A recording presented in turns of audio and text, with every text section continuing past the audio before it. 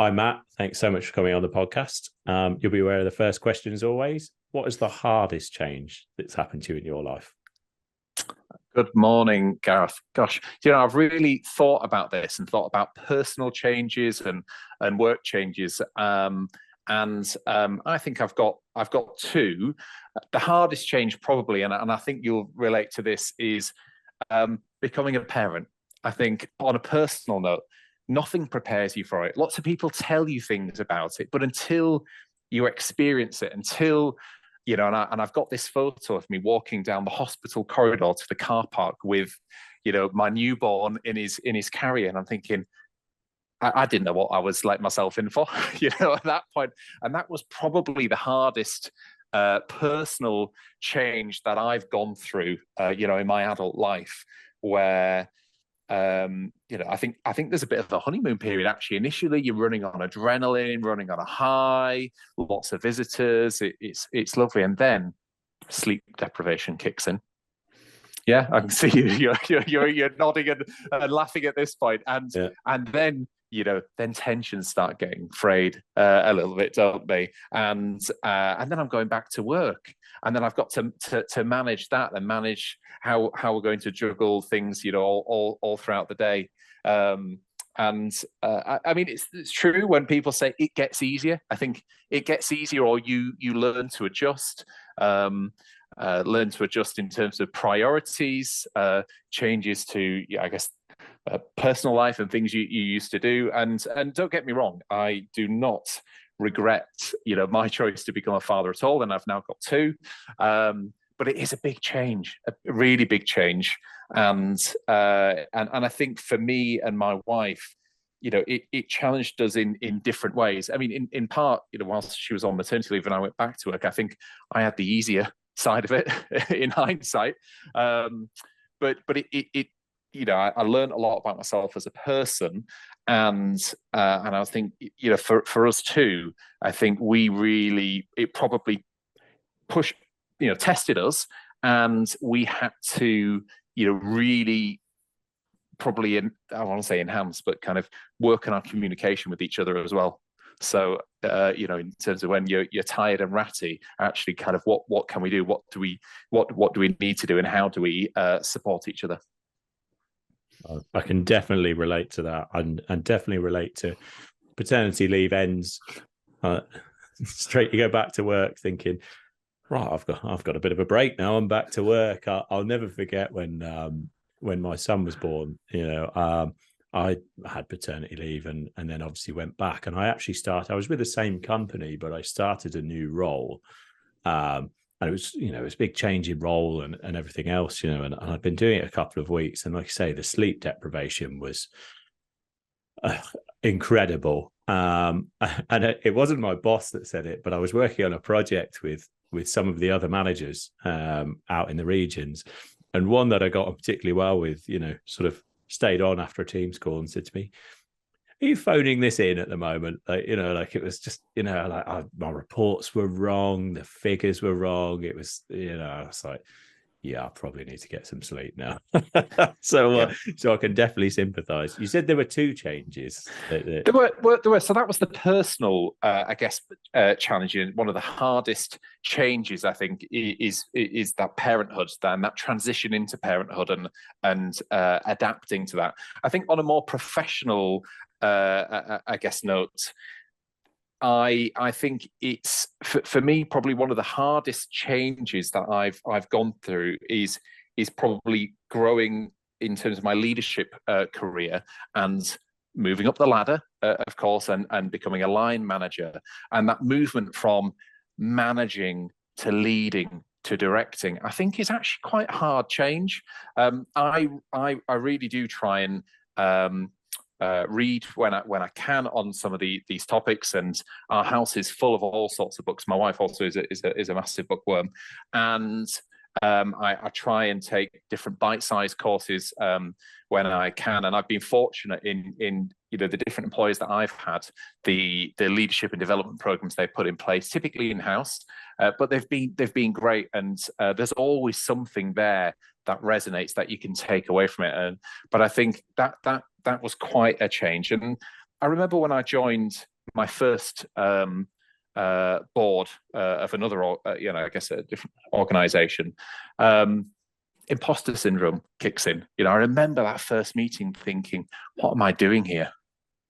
What value am I bringing? And I spoke to the chair afterwards and I said, I found this really difficult today in that I wasn't sure the best way to contribute. And I think that change was, I guess, difference of being management versus being a governor, trustee or otherwise of an organization. It's kind of the type of questioning to ask, what I should be expected to know, the level of detail. Now, I've then been on some courses around that, and I think the thing that I've learned in my career is about the type of questions to ask and knowing what to ask, and the assurance piece without then delving into management and trying to draw that line.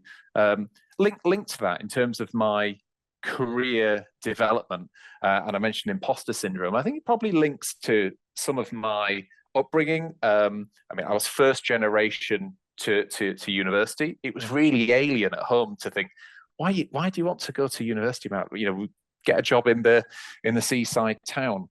And what I've realized and tried to adapt over time is I think I probably felt, and maybe I put a bit too much pressure on myself, that I was lacking in some cultural capital along the way, and didn't align to, or didn't know how to engage in certain bits of conversation.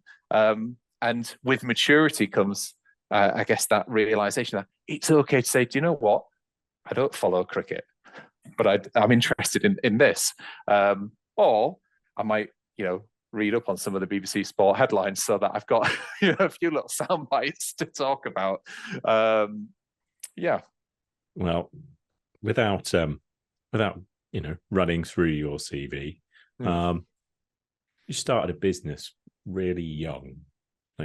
Talk to me about that. I did.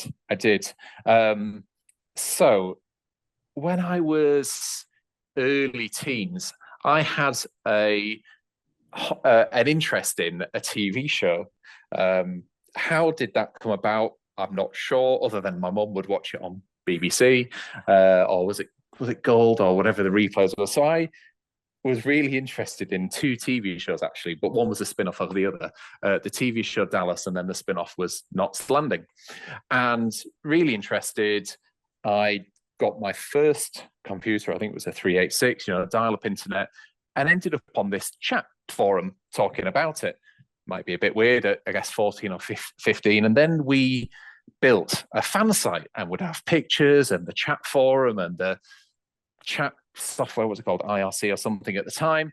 And the costs were starting to build up. This was a little hobby. And the costs for hosting this and the amount of data transfer, and this was early 2000s, that were starting to rack up. So I did a little bit of digging around. Were the cheaper hosting providers to use? And then got to the point of thinking, well, we're paying £60 a month. And if I pay £100 a month, I could get a full server, of which we need 40, 50% of it. And I could let out the other bits. And that would be more cost effective because the traffic's growing. And I spun up this little website, posted in some areas. And then before I knew it, I was getting a sale a day.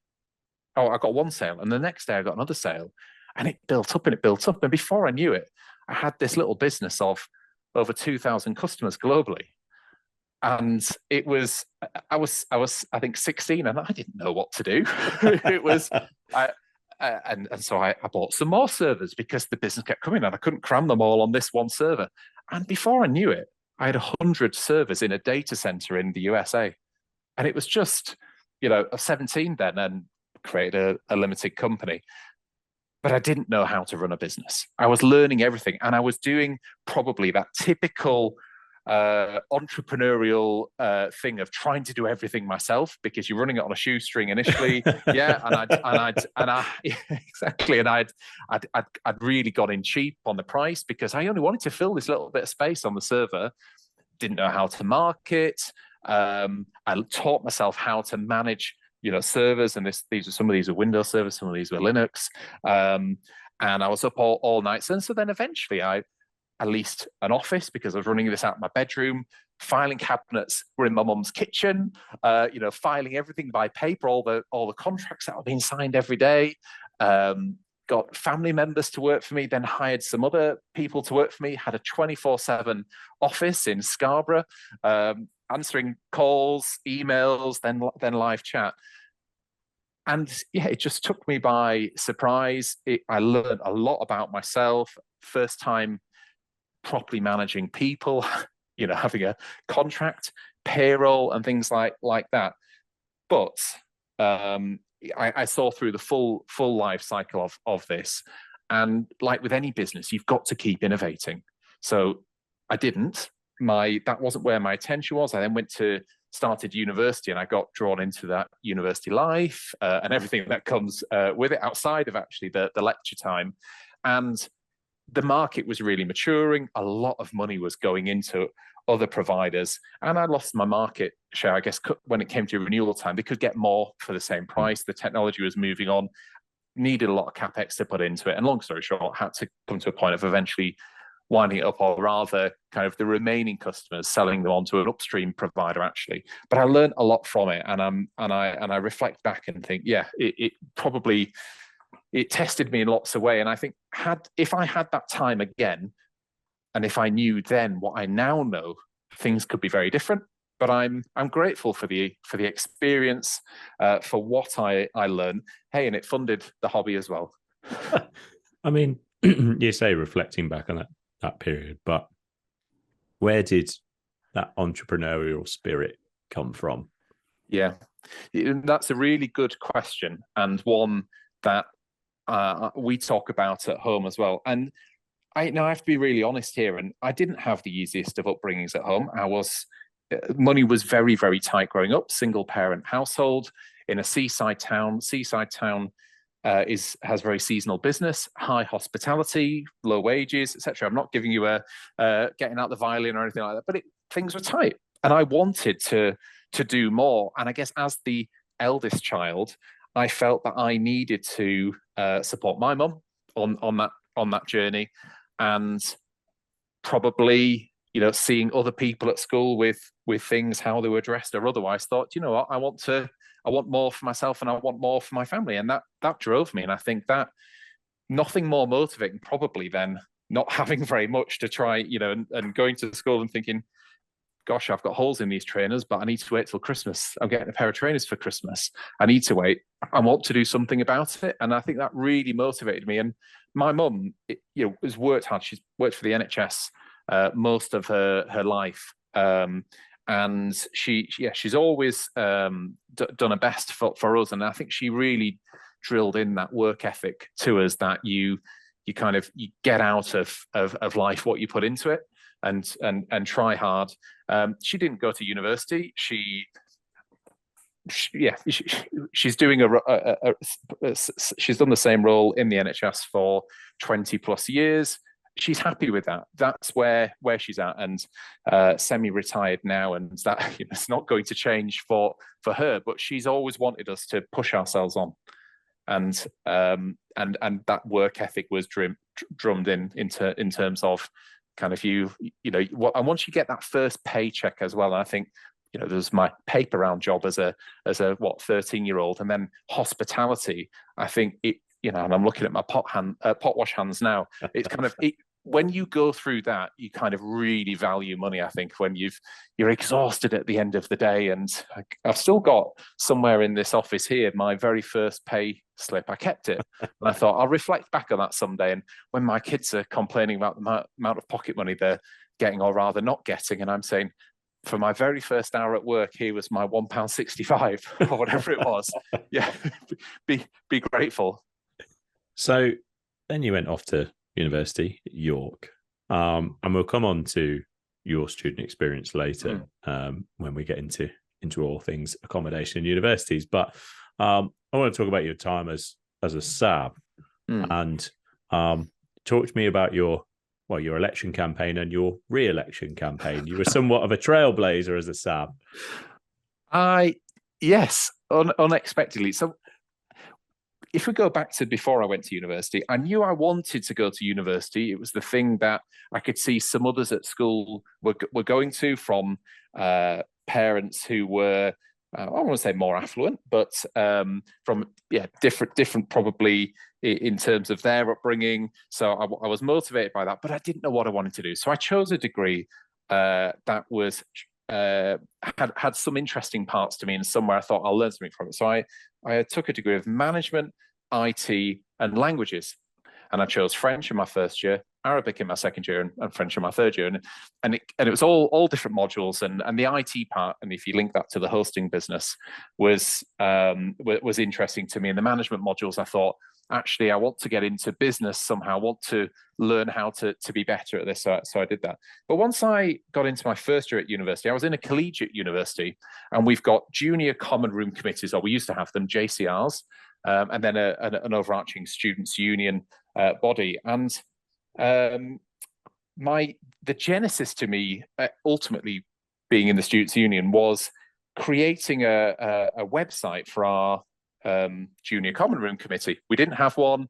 I created one, and pre-Facebook, I created a photo gallery where you could upload your photos after a night out and add comments, and it just took off. And so I was known for creating that within the college, and our friendship group and others would all upload photos after a night out. And so then I was elected as chair of my junior common room committee for the next year, and then was a bit of a thorn in the side to the students' union. Challenged some of the status quo. Bit of this comes out in my career going forward as well. And thought, you know what, I'm going to put my money where my mouth is, and I'm going to run for election, because if you're in the machine, you can change the machine. And that's what I did. And so I ran on a campaign, and at York at the time, the university ran all of the campus bars, and there was no students' union building. It was an admin, couple of offices, pretty much, in terms of identity. And I said, I want to run on the campaign of building and opening a students' union venue. And so that's what I ran on a campaign of, and I was elected on that basis. Of course, once I get in, I realize the barriers to cost of entry to doing something like that are pretty high. And I worked with the university on, were there any options on campus? And then kind of overlay what's happening on campus at that time, the college bars are actually starting to fail. So there was a move to say, we're going to not open 7 college bars at that time 7 days a week, to we're going to open them 49 nights a week, or then 42 and then 35, and we're going to reduce it down. And what I observed were students, including myself, were walking past these college bars to a taxi or a bus, going into town and spending a lot more in town. Whereas the internal rhetoric was, well, it needs to be cheaper, it needs to be cheaper. Gosh, it was already £1.20 a pint. It was pretty cheap. So I spoke to the university, and they were then wanting to close the bar. And I said, do you know what? I can't raise however £1 million to open a venue in the city, and I can't find a plot of land. How about Students' Union takes over that bar? And so then I ran on a re-election campaign to say, right, I've got this agreement, the university are going to let us have the bar, but we need to raise the money to do the fit out. And we did that. We ran alumni campaigns and other big events, raised the money. And then I got re-elected for a second year. And when you say trailblazer, we ran on single term sabbatical. So I was the first to, re-elected sabbatical for York. There's been more since, which I'm really happy about. And the reason why is because, and I don't know if, other listeners may have been sabbaticals, you run on an election campaign, typically you're elected 6 months before you start in office. So you then spend that next 6 months chasing the incumbent out of office. You're kind of hot on the heels and you want them out of the way. You spend the next 6 months learning the role, and then the same happens to you again. You're chased out of office. So I didn't have that. And I had this time to really grow and develop in role. And that was really, really key. Having that investment of time, I think people saw it. There was continuity. There was continuity with the university as well, in terms of every year, typically you had to create new relationships with the senior management team of the university. So they had that. And I was bit of a pain to the university as well. There were various campaigns over my time at York, and in getting that bar, actually, the path wasn't smooth. There were some active moments on campus, let's say, with drums and, protests, semi-occupation of the admin building, which I look back on now and I think, well, do you know what? Yeah, I guess you look back at your history and think, oh gosh, is that going to hurt me in the future in terms of what I was known for? Well, it ultimately didn't, because the university, when I came to the end of my sabbatical, said, "Have you got any plans next year, Matt?" I was like, "No, I've just been living for the moment actually, and enjoying myself and doing my sabbatical." They said, "Oh, do you fancy coming to work for us for a few months? We're implementing an accommodation system, electronic contracting, and we could do with someone to help smooth that through." And I did, and I can tell you a lot more about my career. But clearly, I got a bit of a name for myself, but in a constructive way. I think in hindsight, it appears. I was going to say they either thought, well, it's better to have him out of the tent, shall we say, rather than in hiring you, or they saw what you'd created at the student union. So yeah, I mean, so then you went on to work for the university. I did, and so part of my built into my DNA now, very clearly, I think, is that commitment to student experience. Ultimately, student experience I see as synonymous with customer experience. Now, when I worked in the university, customer was a taboo word. You didn't say the word customer, just as you didn't say the word sales. It was a student service. So the language is changing now. I think the reality is when you look at many universities' P&Ls now, of course, student tuition fee income is up there and research income, but the biggest commercial service typically a university can have now is student accommodation. The kind of the sums of money involved. It varies by institution, but I can talk about some of the ones I know. So, but that student experience is really at the heart of it for me, because I think I was talking to one of the teams, I work with in my current role yesterday, and saying, I'm responsible now for keeping these bedrooms full, but I can't do that if the students, brackets customer, are not having a great time, because they will go on to tell others. They're our biggest advocates. And so how we interact with them on a day-to-day basis is so important. There's always a big push to say, well, we want the newest and the shiniest accommodation. And of course, as a salesperson, I want nice brochureware. But I think the way you interact with students, with your customer, is actually really, really important. Give you many examples in my career, but I think there are always things going wrong in student accommodation. And I think it's about how you manage in the moment those situations. So there's a leak in a bedroom, how you interact with that student, how you help them. Do they feel like this is really bad, but you know what? Matt is really looking after me here, and I appreciate that. And you turn what could be quite a negative situation into a potential delighter position. So UPP, where you are now, a lot of our listeners will work in the industry, but some won't, or some don't. I know that for a fact. So talk to me about who UPP are and your role with UPP. Yeah, very, very happy to. So UPP, design, build, and finance accommodation. We're the second largest provider of student accommodation in the UK, but probably the one that no one's really ever heard of unless you're in a partnership with us. And why? Because we build on a university campus typically, and we don't have a student-facing brand. So that might sound a little bit strange to listeners, but we build the university's accommodation, and it's badged as and should operate as and seamlessly integrate as that university's accommodation. And so the genesis to me joining UPP actually is, I didn't know UPP existed when I was a student at York. I then, of course, knew it existed once I started working for the university in campus and commercial services. And then ultimately accommodation moved into my portfolio. And so I've actually had a relationship with UPP for over half of its life. UPP is 25 years old, started in 1998, and it's, I guess you might say, silent investor. Use various acronyms, PPP, PFI, but it's a long-term investor, and really the model is there very, very different to a high street operator, let's put it that way, where it's a long-term relationship with a university on their campus, and at the end, those assets are the universities.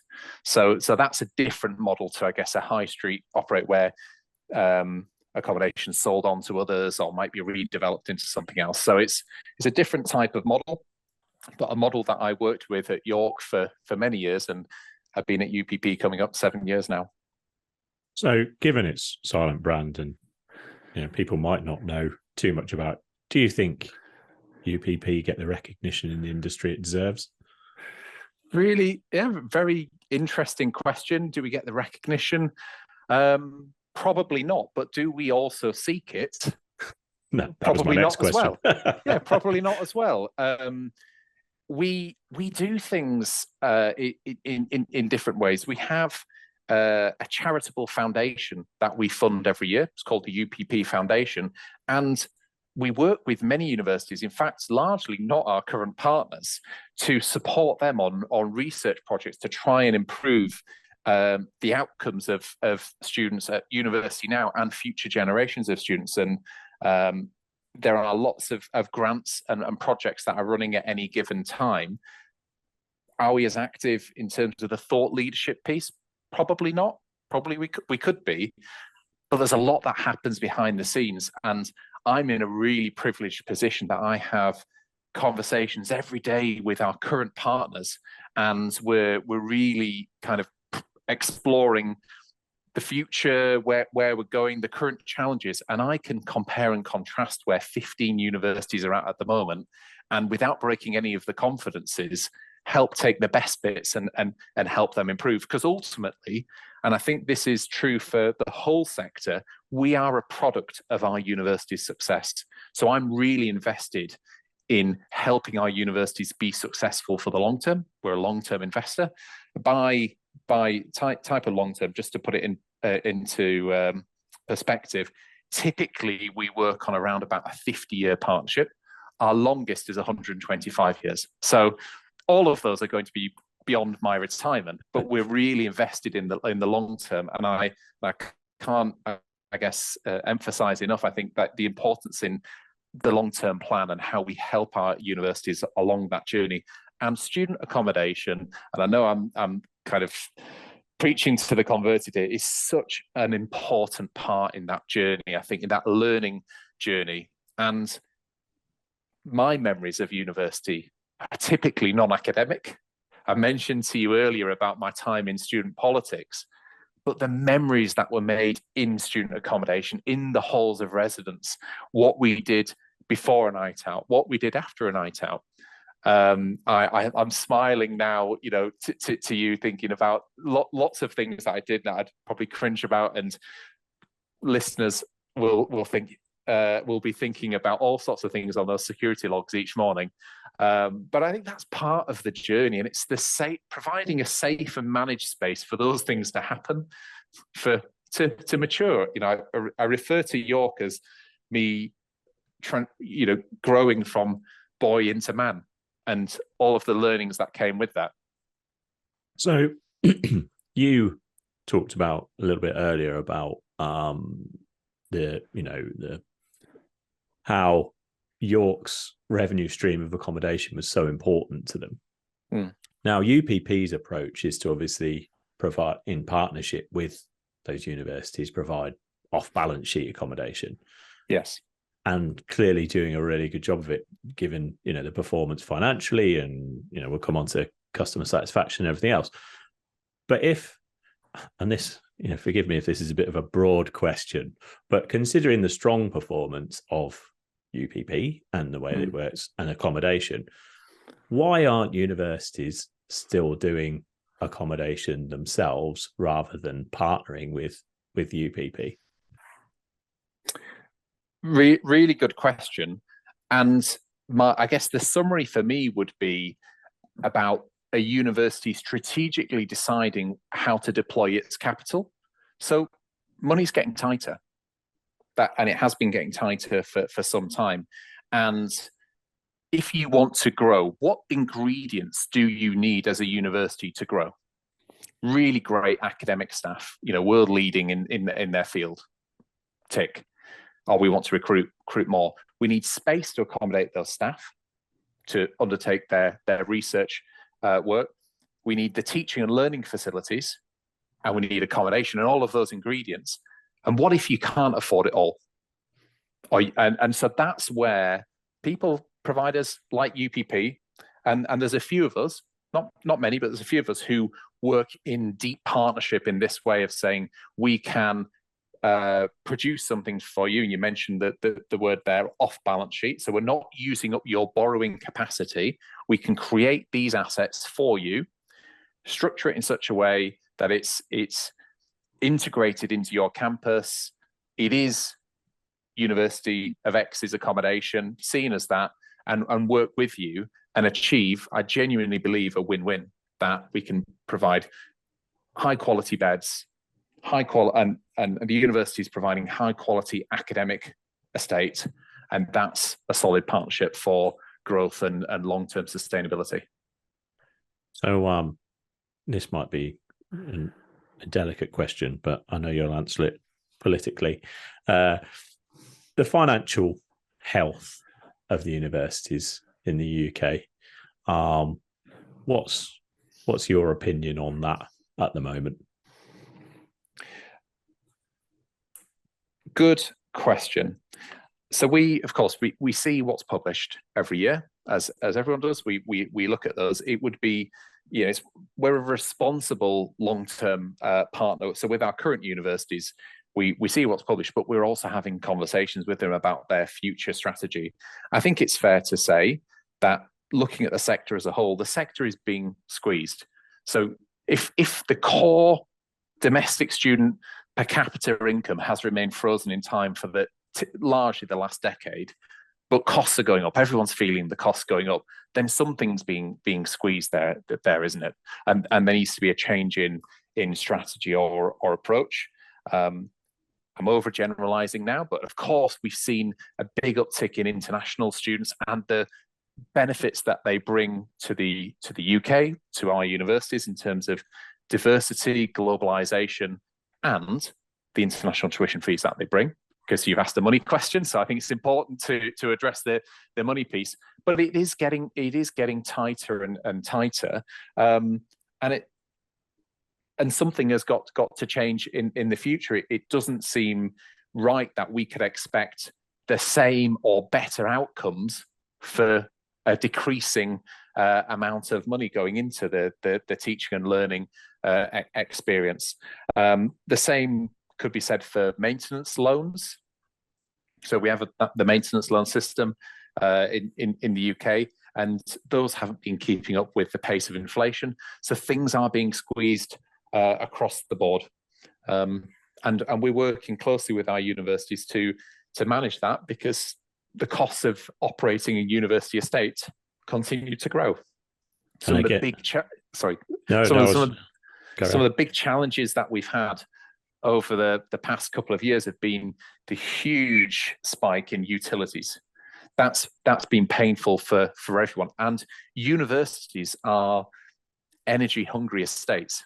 So the research activity that takes place on university campuses is huge. High performance computing, running labs at very carefully managed temperatures 24/7, heating and cooling large amounts of space for teaching and learning and the academic estate, and the residential part feeding into that. So huge energy intensive estates, with frozen income, kind of flat income or declining income, if you want to look at it that way, in terms of the rate of inflation in the UK. So it's a difficult balance at the moment. I didn't get to attend, but I'd be really interested to attend the Buffdog British University Finance Directors Conference, because these themes will be been spoken about a great deal by people who are much smarter than me.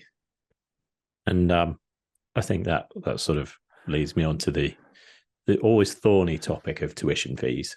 Now we're not politicians, but yeah, I'll make a really bold prediction here that there might be a Labour government in the next year or so. I'm not sure, I don't think I'm going out too much on a limb to say that's coming, who have always had a difficult relationship, shall we say, with the topic of tuition fees, given different sides of the party.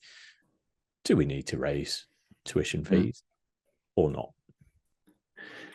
So there are two thoughts I've got here. Do we need to raise tuition fees? I'd say yes. I'd say it doesn't seem right that, and we can't expect the same great outcomes that our British universities provide at the moment if the unit resource is going down and down. Will we get higher tuition fees? My prediction is from either potential government, probably not. Probably not a vote winner to come out right now and say we're going to increase tuition fees, is it?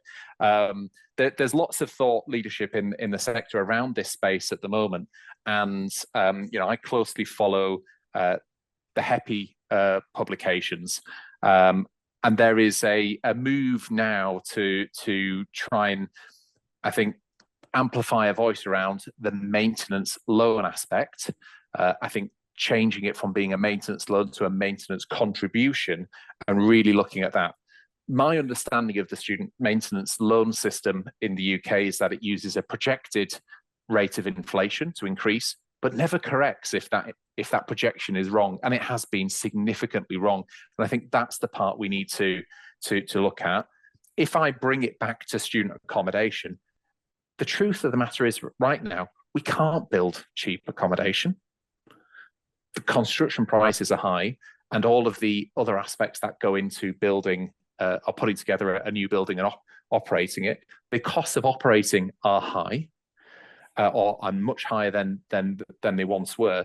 So, and we want to, I think every operator wants to provide a safe and reliable home for success for those students, and I think the students want that as well. What we've seen in the last couple of years, I think, is a pivot towards purpose-built student accommodation from up-year students, or more from up-year students than we have done in the past, because it's typically safe, reliable, and I think this is probably the big part when we're in a high inflationary environment. It's a fixed price, it's a known price, and it bundles all the other aspects, like utilities being one of the big ones. So going on to student experience, which we sort of touched on, and perhaps linked into my brand recognition question, but the latest, should I say, reported UPP customer satisfaction showed 89% of residents would recommend UPP accommodation. Now, having worked in the sector, that's an incredible result, knowing where the benchmarks are, albeit I think sector wide has moved in a good way. How have you done that? Great question. That's part of the magic of UPP. So I can't tell you all of our secrets, but what I would say is I think the number one for me is people. We've got some really great people in UPP. We've got about a workforce of about 1,000. And it's our people that make the difference every day for me. I think it's those interactions. You could simplify it to some things like service with a smile or otherwise. But let me talk about the team I was with yesterday, and this kind of shows you this is a good marker of success for me when it's working well. Is that our teams on the ground go to great efforts to know their residents in their accommodation block. Know them on first name terms each way, build up that rapport with them. And when our teams, and especially the cleaning team, are receiving Christmas cards and Christmas gifts, you've got it right. They don't need to, students, don't need to do that. But if they feel they want to, that tells me we're getting it right. And the type of caring home that we provide, and relationships that form, and continue in the future. Now, going back in time, when I was at York as an undergrad, I knew my cleaner, my porter very well as well. And to this day, and I still live in York today, if I see them in the street, they remember me. We talk on first name basis, and I think that's part of a big ingredient for success. I mentioned the word advocacy before, and that's really important, that we listen to our current customers, our current students, what really matters to them, and how do we continually tailor. And if I reflect back in my early career and I said, if you fail to innovate, then you're kind of going to die away. One of the things that we put a lot of effort into is ongoing innovation and enterprise. We have an internal, this is a bit of a trade secret, I guess, an innovation and enterprise hub where we're constantly feeding ideas in from all over the business to keep moving forward, to try and stay at the top of our game. So, I mean, there's plenty of accommodation providers that great people can go and work for. Like, clearly, you've managed to hire them. As an exec team, how do you create that culture of service with a smile, or whatever you want to call it? Because clearly, it has to come from the top, but also a collaborative effort. So, how do you, as an exec team, how have you created that culture? Good question. And what I would say, there's a phrase, isn't that culture eats strategy for breakfast, or something like that line. I'm seeing you're nodding. We're constantly looking at our strategy and where we want to go and keep innovating as a business, but culture is really high up our agenda, and we have various cultural work streams. I sponsor one within the group where we're always listening, and I think it's about the level of engagement we have with our people. We have really high engagement scores internally as well, that our teams are telling us they feel listened to, they feel that they can express their opinions, that we listen, that we respond. We might not always agree, but we listen and we take on board that feedback to help us continually innovate. And we've got various KPIs like any organization has that can give us an indicator of how things are going, but nothing kind of trumps asking the questions of our people. So we have regular formal and informal ways of engaging with our teams, regular snapshot surveys that ask set questions, but also get feedback. We allow anonymous feedback. I think that's important. So you feel it's a safe space as well, if you're not willing to put your head above the parapet. And then for me as an exec member, I get a lot of joy out of visiting our teams on the ground as well. So we all make time to spend time out there across the country. We're a national organization. So I was out at one of our sites yesterday, meeting some of the cleaners who are just about to go on shift, some who've just come off shift, talking about what's happening as a business, but me really putting effort into making it matter for them locally. So look, I guess we've got different audiences within any business, and perhaps we can all be guilty from time to time of some corporate terminology. I've been told, before, and this feedback's helpful. Well, that's a load of corporate BS, Matt. What does it mean to me? So we spend time on making it relatable, putting time into listening and walking around the building, and our people on the grounds really take pride in what they do. The level of professional pride is high. Yesterday, I was there with a team, and collectively, the tenure of people in the room, there was 10 people, was over 200 years of UPP knowledge in that room. It was phenomenal. And I was in Nottingham, as I can tell you that. And we all got chatting. We're all on first name terms. And one member of the team, Sue, was retiring in a few weeks. Sue gets 3 buses to work each way each day, and she's done that for the last 20 years. Wow. So that commitment, the wow is what I say. And I'm so grateful, Sue, that you've done that for the last 20 years.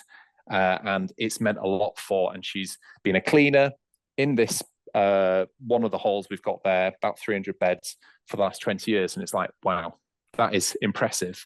So it isn't something that we, in terms of culture, that we can dream up overnight. It's actually been part of our being for many years, and we refresh it. We try and, a bit like an oil tanker, I would probably describe. With cultural change, it takes time. We've got to start adjusting in a particular way, but we've built up a culture over time.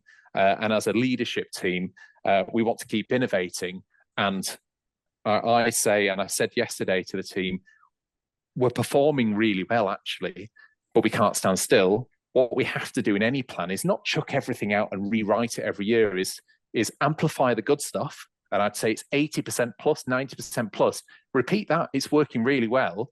And then be honest about what are the areas for improvement, and how do we work on those incremental changes going forward. So one thing that's struck me about student accommodation, having been in it for quite a number of years, so the quality is improving. We can see that in terms of the physical product on the whole. Service is improving, as we've just talked about that. Is the sector getting to a point where, there used to be, going back, people were competing on amenities, right? So there was, well, we're putting a bowling alley in here, we're putting a slide in here, a bigger cinema room, podcast studio, I've seen recently. Are we at the point where there's not much else that can be innovated in the sector? What sort of innovation do you think, again, not giving away the secrets of what you're working on, but how they need somewhere to sleep and study and eat and make friends and all those other things that we talk about. What other innovation is there left? Yeah, no, it's a really good question. And a question that comes up a lot about what more can we do? So we've largely built a cellular type system, and we'll talk about square meterage of rooms and really optimizing those. And there's not much more you can do for an ensuite room if you look at the size of the pod. And we've tried different sizes of pods over time. We get feedback and we say, right, what would we do differently next time? And a shared bathroom room. We periodically run some competitions at a couple of our universities with architectural schools to see what current students think, well, what could be the accommodation of the future? And I've got various designs that have come forward from those students who've run that competition, and we go and kind of adjudicate, and they present to us and they pitch to us their ideas. And it is difficult. We've some of the ideas that come from them around, I think I'd call it a commons and cave approach of saying, well, actually, what seems to be still really important is somewhere that I can retreat to that's just my space. Now, some of the ideas I've proposed are saying, well, we'll have hammocks. Well, clearly that's not going to be sustainable. You're not going to sleep in a hammock every night. A sleep pod, not that great. And certainly if many students across the country, they're bringing back visitors from time to time, not going to be that compatible with others. So looking at a cave, that's what do you need in your room that's just yours, and maybe you could see some of the learning activity that takes place in these used to be called, and still are, study bedrooms. What the studying aspect, what might be outside of the room, but daylight's really important. Having that space and that interaction with others. So we keep the conversation very live and keep innovating around the proportion of space that's applied to different areas and kitchen, living and dining spaces, looking at and not within UPP's portfolio, I should say, but I'm really interested in others who've tried other things to say, do you know what, rather than having a kitchen embedded in a flat, we'll pull them all the kitchens down to the ground floor. We'll have all the cooking space for the building together. That's quite interesting, bringing everyone down. So what is it that makes it? I'm actually a big fan of a more traditional catered halls of residence. Now, the reason why I'm a fan of that is more on the social aspect of bringing people together a couple of times a day. I think there's something really special in that, and I've seen that work really well. Equally, being really honest, it can be a really hard sell up front.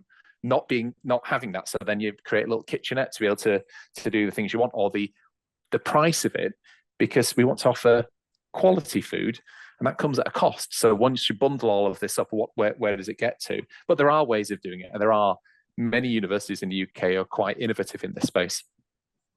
So moving on to a slightly different topic, UPP signed up to Science Based Targets Initiative Net Zero.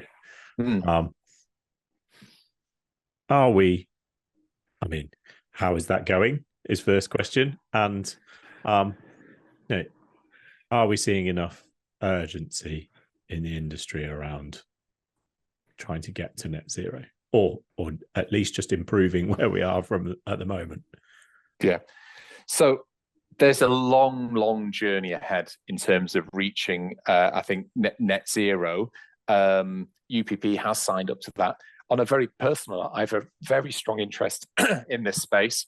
I was in a fortunate position to be able to put solar panels and battery storage in at home, and I'm seeing the economic payback in addition to the doing a responsible thing. In my opinion, I'm also, outside of work, a member of a couple of cooperative projects where we've crowdfunded a wind turbine, or the next phase of wind turbines, or solar farms. So I think that's great.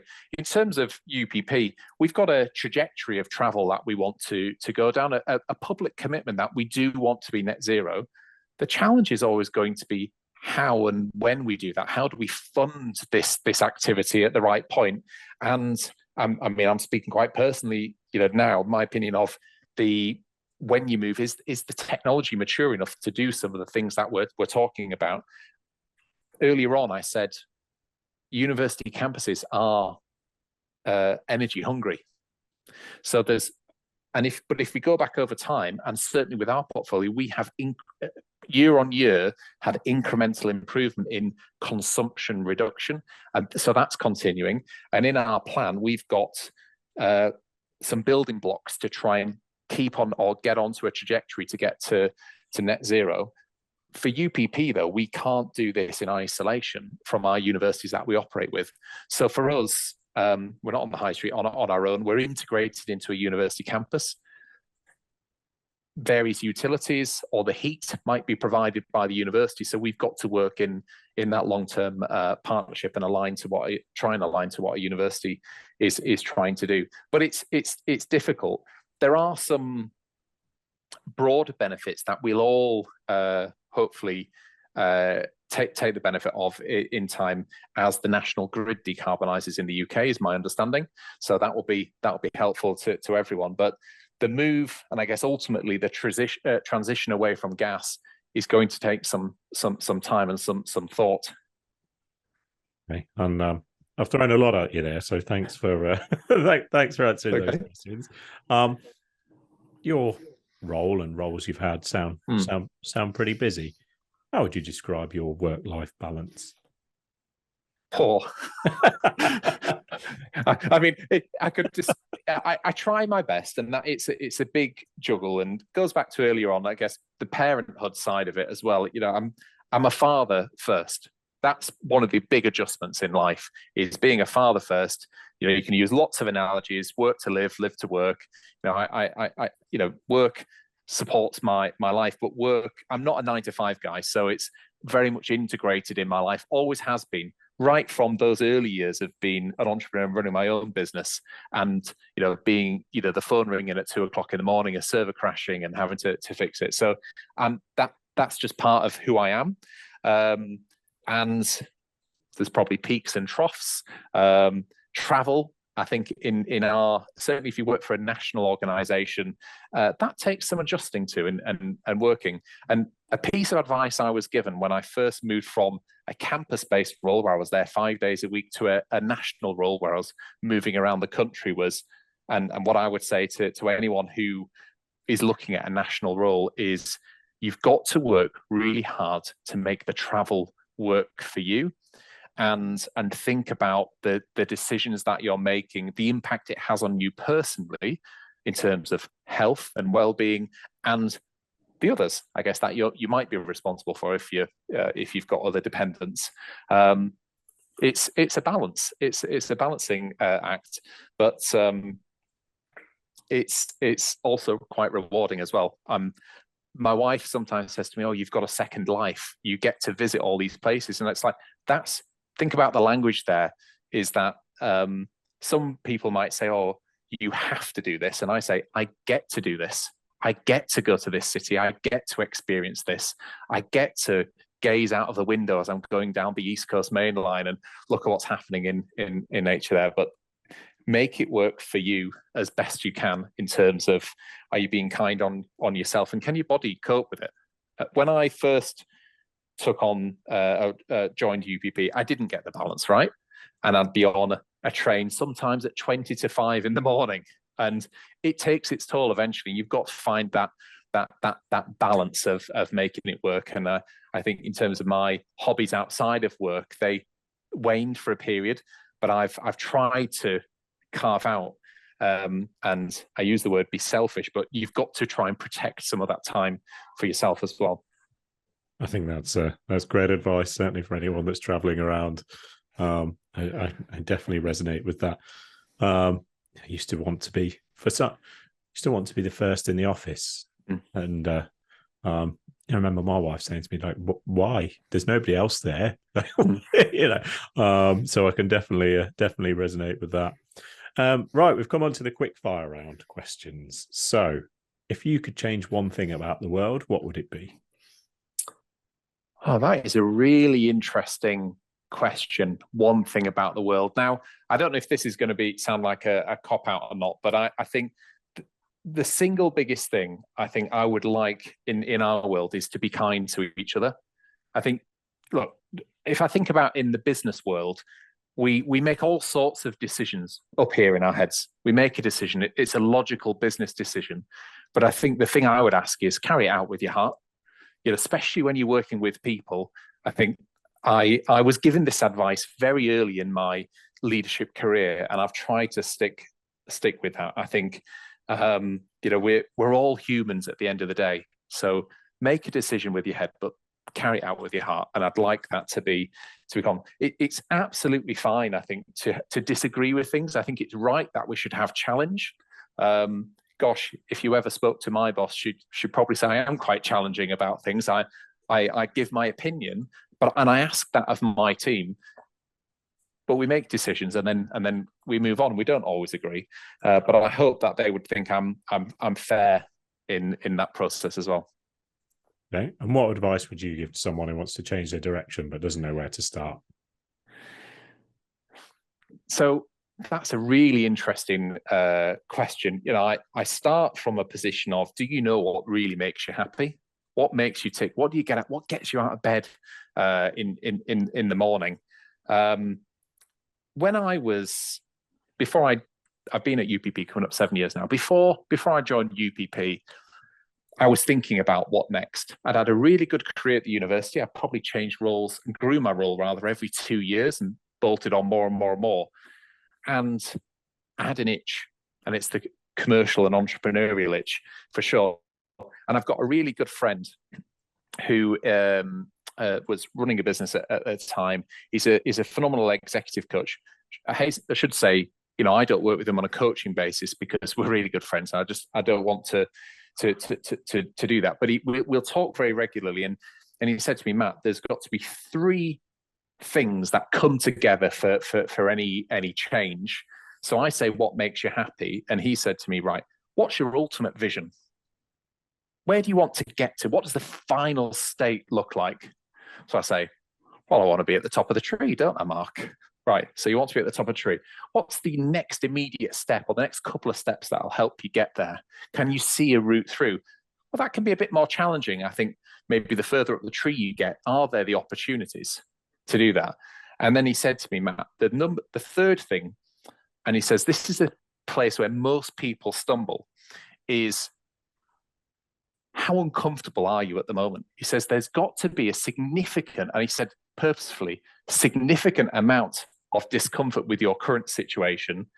Otherwise," he said, "I don't think you'll get there." I said, "Oh, Mark, tell me more. What do you mean by that?" And he said, "Let me give you an analogy. You're going to go on a long drive. the sat nav says turn left, turn right. You can do all those bits. But if it says to you it's going to be an 8-hour drive, big question is why? Why do you want to undertake that 8-hour drive? What's at the end of the drive for you? Or the other way is, what's behind you, chasing you at the moment? So is there a big fire behind you, or is there this big prize at the end of it? So, and that piece of advice that he gave me has really stuck. Bring together those 3 ingredients. It's really easy to say, I'm going to apply for that job tomorrow. I'm going to do this, but where do you want to get to, and why? And kind of what is it that makes you happy? And I think in your leadership journey, I can reflect back and think, I really enjoy that part of that role, or I enjoyed that part of that role, but I didn't like that part. So if the next role is more heavily weighted to the part that you don't enjoy and it doesn't bring you joy, then why would you do that? Okay. I think it's interesting that you talk about that discomfort, and earlier on in the conversation, you talked about that discomfort, wanting to provide for your family and support, which clearly been a driver for you. So, and what's going to be your next big change? I knew you were going to ask this, and I'd say ask me in 6 months. I know, but that's a bit of a cop-out, isn't it? No, why do I say that? Is because I'm still working on those 3 things that I've just mentioned before. It's easy for me to say to you today, well, I want to be the next chief executive of UPP, or I want to be the next X of this. But I've got to really properly explore that, and kind of the why question. I think the bit, I reflect back on my career to date now is everyone moves at a different pace, and that's okay. Depending on where you are in life, in your career, change may come at a different pace. That used to frustrate me when I was early careers. And I think, well, why doesn't that person want to do this? Why don't they want to do this next? Why don't they want to take on this extra responsibility? We're all different. We're all different. We've all got different career paths that work at different paces. And that's okay. So, there isn't so much a rush. That being said, there is a book that I read, and it really had an impact on me a few years ago. It's called 4,000 Weeks by Oliver Burton. So if you or any of your listeners haven't read it, I'd really encourage you to. It's an interesting read. But what it talks about, I guess, is life. 4,000 weeks is the typical life expectancy of a human being at the moment, and the different stages of life and what you get out of it. And it really did kind of make me ponder life a bit more and what you get out. So I'm not going to spoil the book for anyone who might want to read it, but I would say it's worth a read. The last question that lots of people get nervous about for some reason. If you were to recommend a guest, or more than one guest, for me to speak to on the podcast, who would it be? That's a really good question. I have thought about it actually in advance. It came as a bit of a surprise to me that Richard recommended me, and he was really kind with his words. He embarrassed me a bit actually with what he said on your other pod about me. So really, really kind that he put me forward to speak to you. There are 2 people, if I could suggest, you might wish to speak to and others might wish to listen to. The first person is someone who I want to say has taken a big, I won't say a big chance, but I don't know whether he would say that to you, on me. And he took, when I was early careers at York.